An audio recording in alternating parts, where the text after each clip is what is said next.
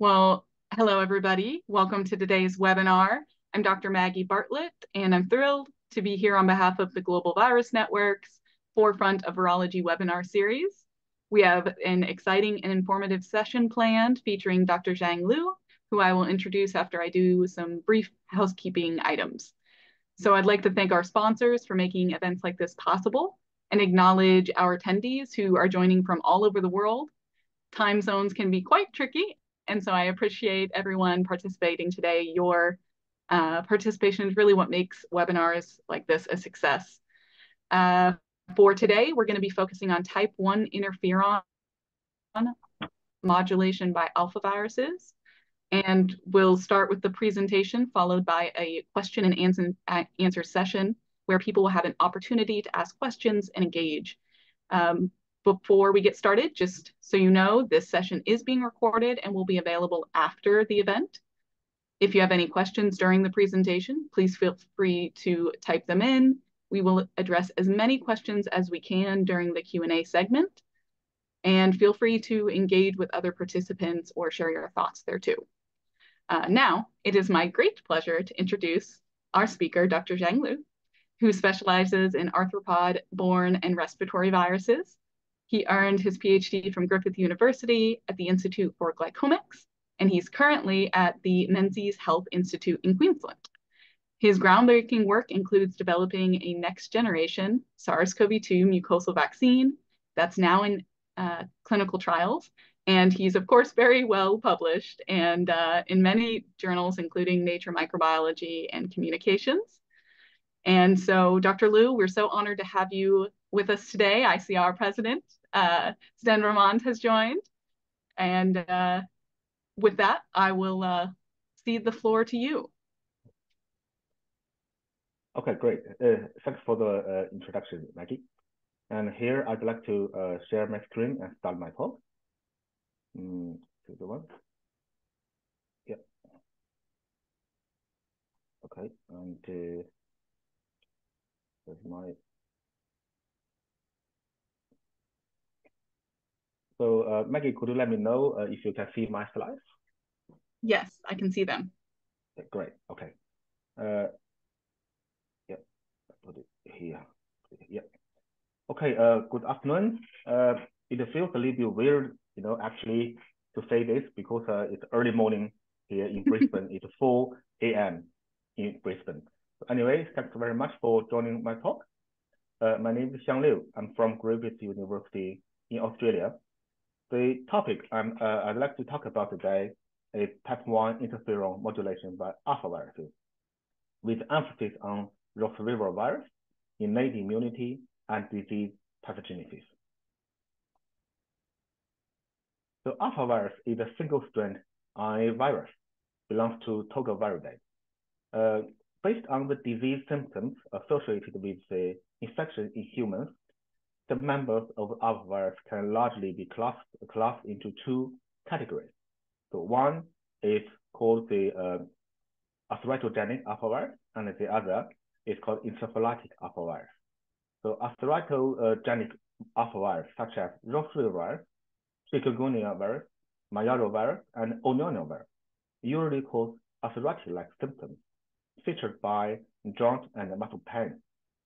So as these alphavirus mainly spread in Old World continents, such as Africa, Europe, and Australia, we also call them Old World alphaviruses.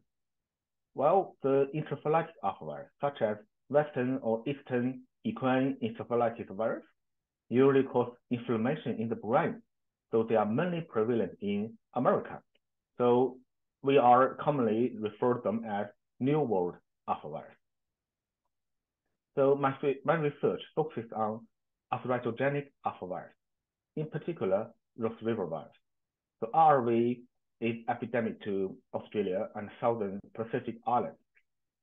The earliest record of RV epidemic to Australia can date back to 1920s in New South Wales. RV was identified in mosquito trapped in the Ross River, which is located in Townsville in Queensland in 1959, and that was how this virus was named. So RV has been the most prevalent mosquito-borne virus in Australia, with an average of 2,000 to 5,000 clinical cases reported every year. And Queensland is just where I'm from, is the state affected most by RV, particularly in the summer and rainy seasons. Things may get worse. So RV is mainly transmitted by mosquitoes. More than 40 species of mosquito can carry RV, and these two types of let me point. Yep.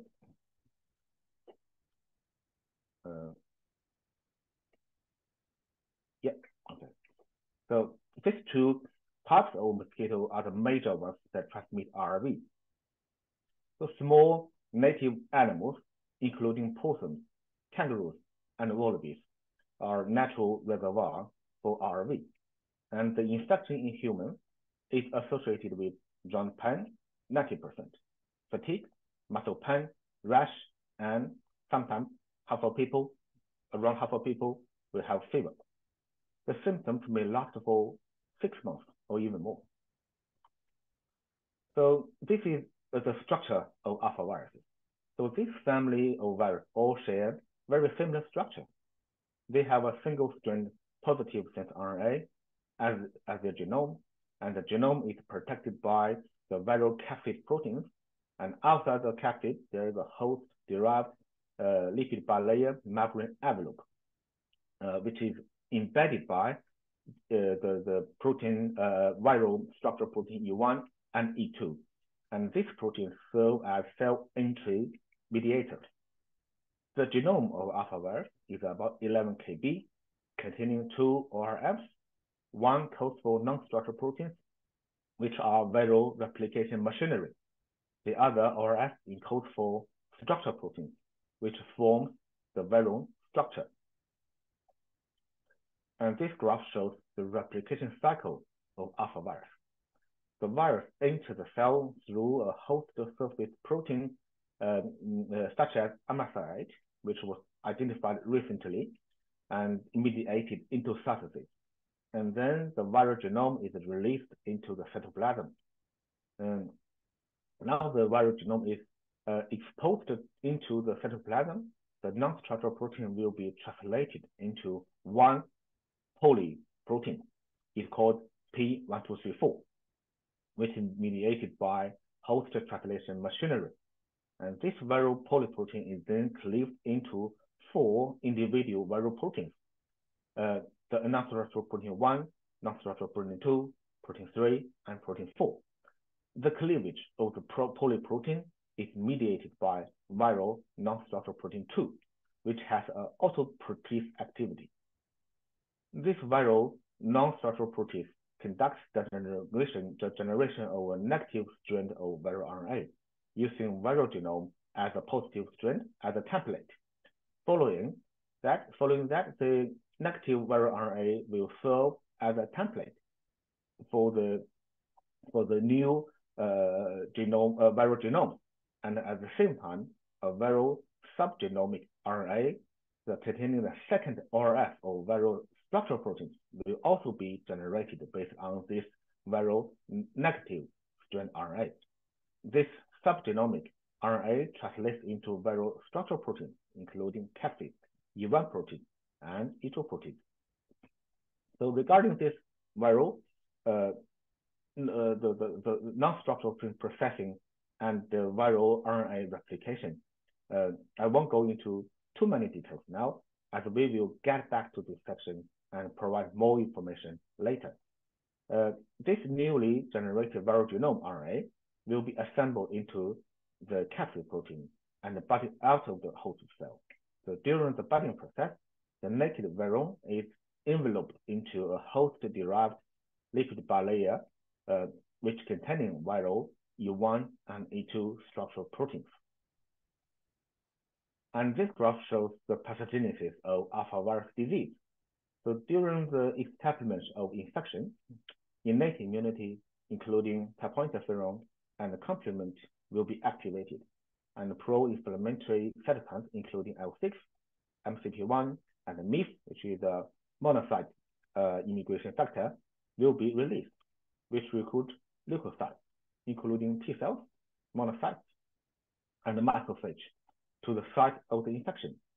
And these leukocytes contributed eventually to the tissue destruction, and bone loss in the joint tissue, which leads to the arthritis-like symptoms in the human. Particularly in the innate immunity, and which comprise of granulocytes, macrophages, and dendritic cells, type 1 interferon is the first line of defense against virus infection. For example, as shown in this figure, following the infection of HSV, the response of type 1 interferon beta here can be as early as 12 hours post-infection, which is much earlier than other immune responses. And this figure on the right-hand side shows the principles of type 1 interferon activation by virus infection. Briefly, so the virus components such as viral genomes and some products during the virus replication induces type 1 interferon expression in the infected cells, and this interferon is released and further activated the interferon stimulated genes in the cells nearby, such as SG15, PKR, and OS. The type 1 interferon also trigger cellular immune responses, such as T cells and B cells, and this cellular immune response together with the ISGs may inhibit virus replication. So here in this talk, I'd like to tell two stories regarding our recent progress in alphavirus and type 1 interferon response. The first story is mainly about identification of critical alphavirus viral factors that modulate type 1 interferon. And the second story is mainly about host factors involved in type 1 interferon response following alphavirus infection. So here is we start the first story. So if we look at the non-structural proteins or RV, we can see that amino acids near the cleavage site between NSP1 and 2, 2 and 3, and 3 and 4 are very conservative. So it was reported that the processing of the cleavage of the poly non-structural protein may be related to host type 1 interferon response. We therefore focused on one single amino acid, the alanine, at the P1 position between NSP1 and NSP2. As this alanine is just next to the cleavage point and is very conservative. So based on RRV-T48, which is a widely used lab-adapted strain, we mutated this alanine here into a valine. And then we get a mutant of RRV, which we called RRV-T48-AV. When we infect viral cells and BHK21 cells with this RRV-T48-AV, we found that the virus replicated to a comparable level as the RRV-T48, which is its parental strain. However, in L99 cells and HeLa cells, RRV-T48-AV, represented by the box below there in the figure, so replicated to a lower level than RRV-T48. So unlike L99 cells and HeLa cells, viral cells and BHK cells are considered to be type 1 interferon incompetent. So this result suggests that when type 1 interferon is working, RRV-T48-AV could not replicate very well. Moreover, this phenomenon was also observed using a primary cell of MEF cells. So in the wild type, so this figure shows that in the wild, let's say this wild type MEF cells, so the infection of RRV-T48-AV, represented by the white box here, is much lower than RRV-T48. While in the wild type, in the F9 knockout MEF cell, the differences was much smaller. So we therefore hypothesized that the slow replication of RV-T48AV in type 1 interferon competent cells is probably because it has induced higher levels of type 1 interferon. We then measured the type 1 interferon in the L99 cells and found that RV-T48AV, the white column shown in the figure, induced much higher levels of type 1 interferon at 12 hours and 24 hours post-infection compared to the RV-T48, its parental strain. So this high type 1 interferon expression was also associated with elevated RIG-I, MID88, and IRF7, which are all very critical host factors for interferon induction. So this single mutation of A534V did not affect the virus replication machinery itself because it replicates almost as well as its parental strain, TRV-T48, in a clean system without type 1 interferon. However, the mutation somehow was able to trigger type 1 interferon at a higher level. So we try to ask why and how. So let's look at this figure again, which is a virus replication. And we focus on the polyprotein processing section this time. So as I mentioned previously, the NSP2 cleaves the viral polyprotein into 4 individual viral non-structural proteins. Interestingly, we found that the processing of the polyprotein of RV-T48AV is much slower than that of T48, as shown in the figure.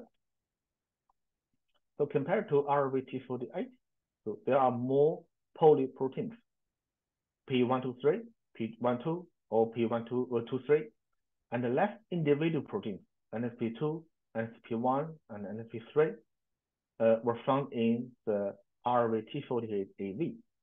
And so these are individual non-structural proteins. So NSP1, this one compared to this one, NSP2 here, and this one compared to this one, and NSP3, this one compared to this one. So we can see there are less individual non-structural proteins in the RV-T48AV. So this slowdown in viral polyprotein processing will affect viral RNA replication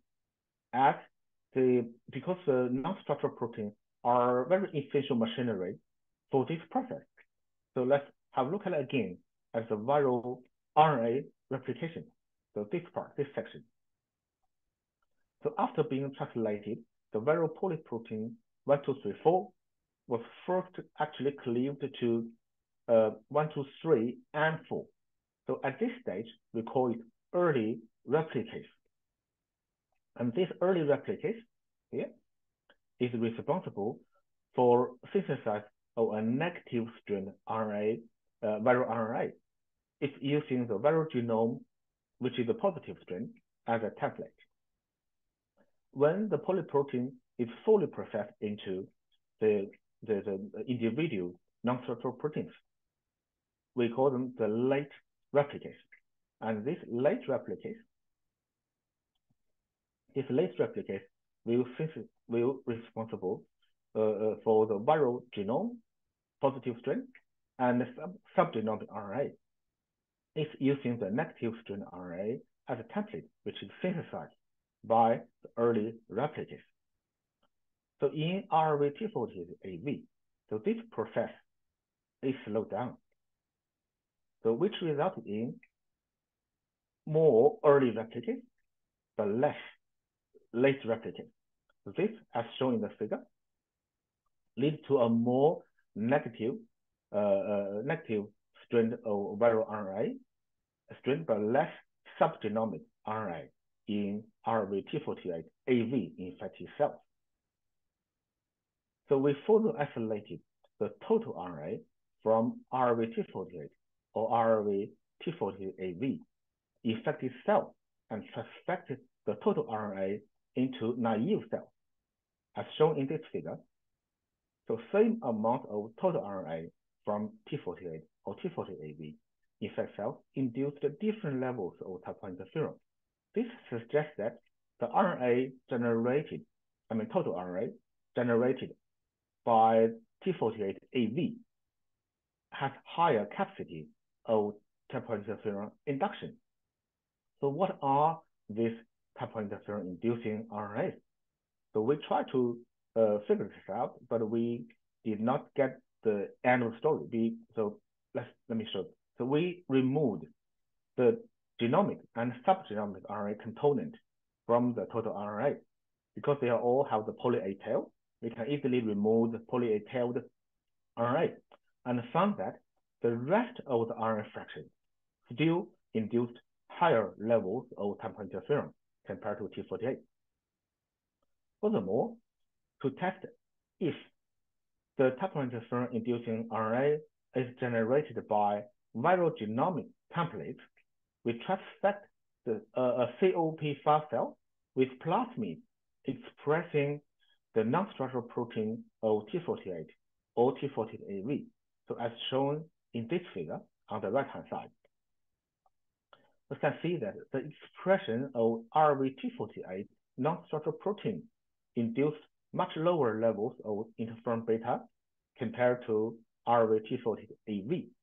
So this suggests that those type I interferon inducing RNA were generated using cellular genomic templates rather than the virus genome RNA related template, because in this system, there is no virus. There's only the 4 non-structural proteins.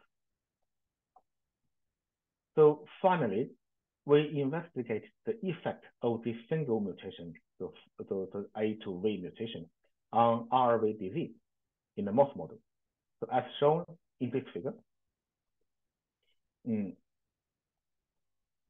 so there's no, we used the FNR knockout mice, which lacks type I interferon. So there's no difference in the disease and the virus replication between RVT48 and RVT48AV. So this observation actually is consistent with our previous observation using type I interferon incompetent cells. So these two viruses grow very similar. However, in wild-type black 6 mice, which has a competent type I interferon signaling, we can see that RVT48AV induced less disease, which is represented by the white box here, compared to the RVT48, its parent strain. So this is the disease, and this is the weight gaining. So, and also it induced less tissue destruction than T48. So here are some conclusions from this study. This single mutation of A to V mutation slowed down the processing of non-structural proteins. And this resulted in more type I interferon inducing RNA generated. And this RNA generated, so far we know that they don't have poly A tail, and they generated from cellular template, but not viral template. And this induced higher levels of type I interferon, which protect the mice from severe disease. And this study was published on Bell. So unfortunately, we did not get the bottom of the story. We haven't really know what these RNA are, but from the previous publication, we probably can assume hypothesize that this RNA type I interferon inducing RNA are short RNAs that synthesize under the cellular template during the viral RNA replication.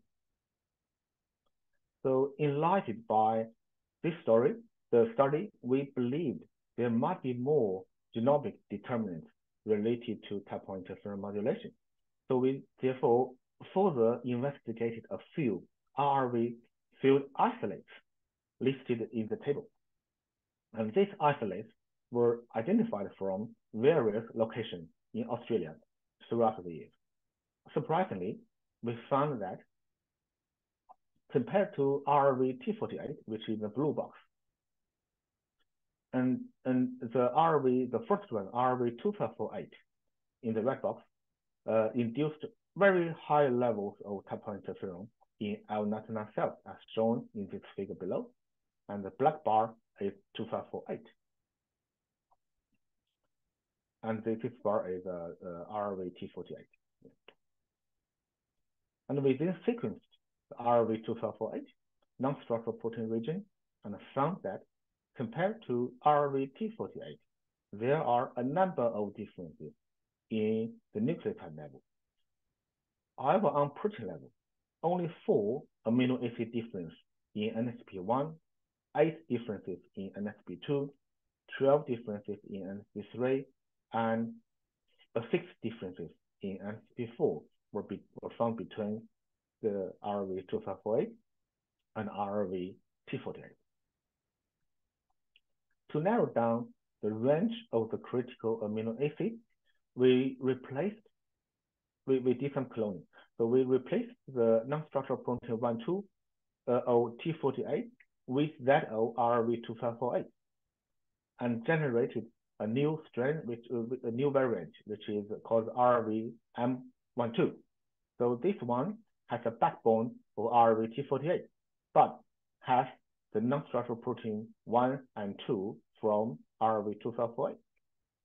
Similarly, we put the NSP3 and 4 from RRV-2548 into this backbone again, and this generated RRV-M34. So when infected in cells, we found that RRV-M12 generated smaller plaques, which was comparable to RRV-2548, where RRV-34 generated larger plaques, which is similar to RRV-T48. Moreover, as shown in this figure, so RRV-M12 induced higher levels of type I interferon, which is similar to RRV-2548, which is the black bar. And the RRV-34 induced relatively lower levels of type I interferon, which is similar to RRV-T48. This observation indicated that the RRV-M12 demonstrated the features of RRV-2548, meaning that the genomic determinants related to type I interferon modulation were very likely to locate within non-structural protein 1 and 2, rather than non-structural protein 3 and 4. So within the non-structural protein 1 and 2, there are 12 total amino acid differences between T48 and 2548.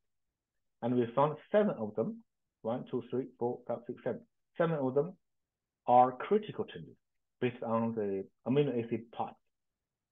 Then we generated 7 RV variants.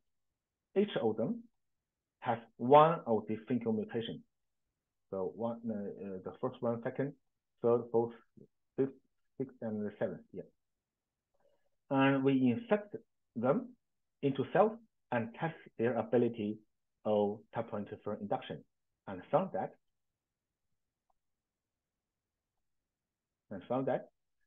the last one, which is has the non-structural protein 2 mutations. One is S50L, and the other is Q619R.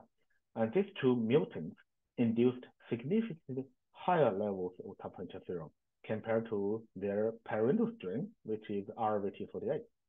And this indicates that the 2 amino acids in NSP2 are critical for type I interferon induction. And in the last part of this study, we investigated the disease induced by RRV-2548, so in mice, similar to RRV-T40AV, which was discussed earlier. So, and it is a strong, interferon inducer. The RRV-2548 induced higher levels of type I interferon and replicated slower, and it induced lower levels of the disease in the black 6 mice.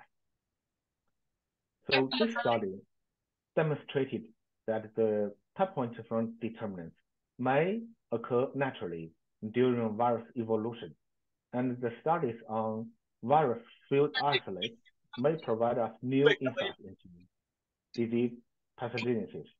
And this study was published on journal Virology. So here we come to the second story. So this second story I'd like to tell today is about the other side of the battle. So it investigated the host factors that are involved in type 1 interferon response to RV infection. So this graph shows the main three pathways that for induction pathway for type 1 interferon in response to RNA virus infection. So the three pathways are RIG-I, MD5, and AP7 pathway, the toll-like receptor 7 and MAD88 pathway, and TRR3 and TRIF pathway. So our unpublished data shows that the AP1 knockout mice cannot survive RV infection, so indicating that the critical role of AP1 in the protection against RV. And the toll-like receptor 7 and MAD88 has already been shown to be important for protection against RV infection. However, the TRIF and in RV disease has not been characterized, and we therefore made investigation in the TRIF in the RV disease pathogenesis by employing the TRIF knockout mice. So as can be seen in this figure, so following RV infection, the TRIF knockout mice, which is represented by the box up there, it developed more severe disease in mice. So we next check the virus replication and so this ABR virus replication and DER type 1 interferon. So we check the virus replication and the type 1 interferon response. We found that on day 2 post-infection, the black bar is TRIF, and we can see the RV replicated to a higher level in serum and spleen. This might attributed to the lower levels of type 1 interferon in the knockout mice on day 1 post-infection. So this observation indicates that TRIF is very critical for type 1 interferon induction following RV infection. Because RV disease is contributed by cell infiltrates, so we next checked the cell immune response in the infected TRIF knockout mice. This flow cytometry analysis shows that at day 5 post-infection, the activation of CD4, CD8, the population and activation of the CD4, CD8, and NK cells are all lower in RV infected TRIF knockout mice and then wild-type mice. However, interestingly, at day 7 post-infection, the differences between the two disappeared. So the cytokines and the chemicals are key to the differentiation and recruitment of during RV infection. So we did analysis on the cytokines, and we found that the L15 and CCL5 are both higher level in TRIF knockout mice.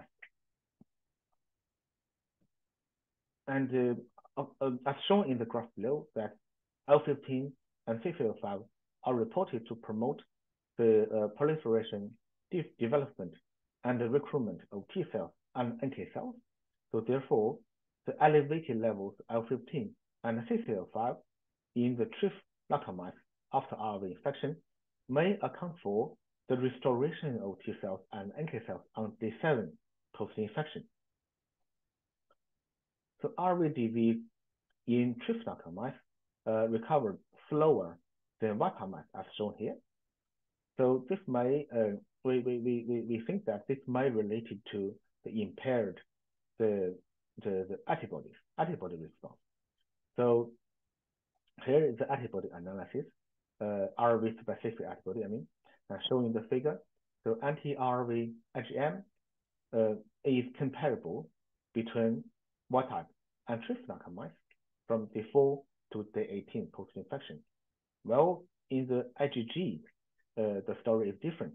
See, the level of IgG induced by RV in TRIF knockout mice is lower than that of in water mice. So this observation suggests that the impaired antibody class switch recombination in Trypanosoma mice following our infection. So IgM, no difference, IgG, there is difference. So we think this might be related to the class switch recombination. So a defect in antibody means a defect in B cells. So to further investigate the possibility of a defect in B cells in the Trypanosoma mice, we did some confocal.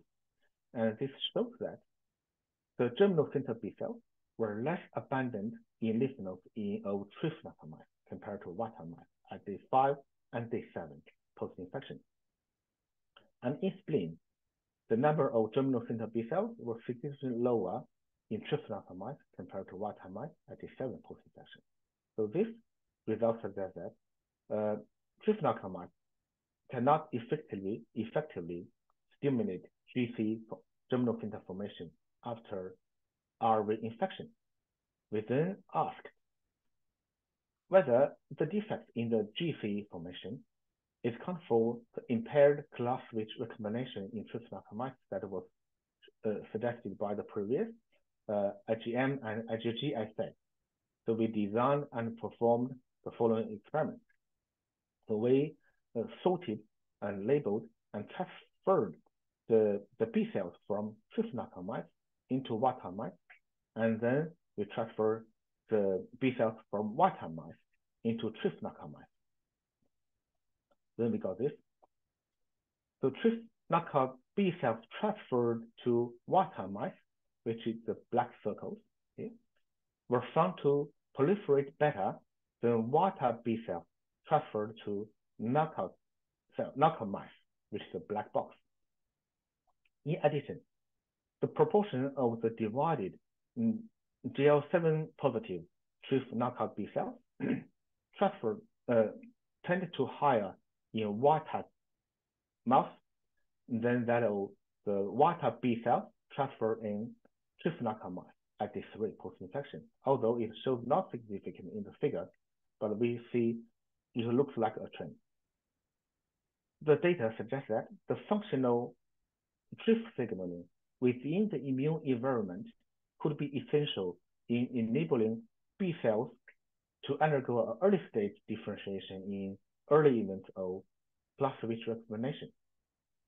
Furthermore, the proportion of follicular helper T cells in the lymph nodes was significantly higher in water mice that have received Trypanosoma B cells, which is the black circle, at the 1 post-infection compared to the knockout mice that received water B cells, which is the black box. So this provides further evidence that the local environment, rather than B cells themselves, may require TRIF to promote the follicular helper T cells and the germinal center B cells crosstalk, which leads to class switch recombination. So here are some conclusions from this study. So during RV infection, TRIF is critical to type 1 interferon induction. When the type 1 interferon response is low, virus replication will be out of control. And this may also affect T cells and NK cells differentiation and recruitment, which in turn may affect germinal center formation and B cell differentiation. As antibody production is closely related to B cells, the impaired B cell response together with a weak T cell and NK cell response will contribute to the disease pathogenesis. However, when the type 1 interferon is impaired, the L15 and CCL5 may serve as a rescue for T cell and NK cell response. And this study was published on Bell. And in summary, so this last figure that I'd like to show today is summarize the type 1 interferon response to RV infection. So we construct this into a review paper. So Alphavirus has been suggested to one of the 5 families which may cause the next pandemic. And RV is found throughout Oceania, and in recent years, a number of arthroviruses, such as chikungunya, have spread globally due to the graphical expression of the mosquitoes and increased international travel. And there is possibility that RV might also spread to other places following a similar path of TICV. However, there are no vaccines or specific drugs available for arthrovirus disease, and current medical practice is largely limited to pain management. Therefore, it is important to investigate RV disease mechanism, which could lead to identifying potential targets for therapeutic intervention. And interestingly, I recently found a music band named after Alphaviruses. And but please note, those people are the musicians, not our research group. And thank you very much for attending. Yeah, any questions, please?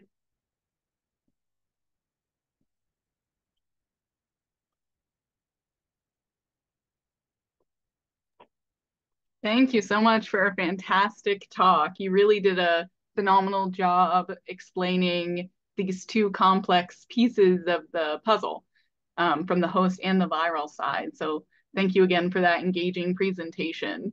And this innovative work on Ross River virus is incredibly valuable to the field, and remarkably interesting that that position is conserved across all of these different viruses within the family. I'd like to thank everybody who joined today.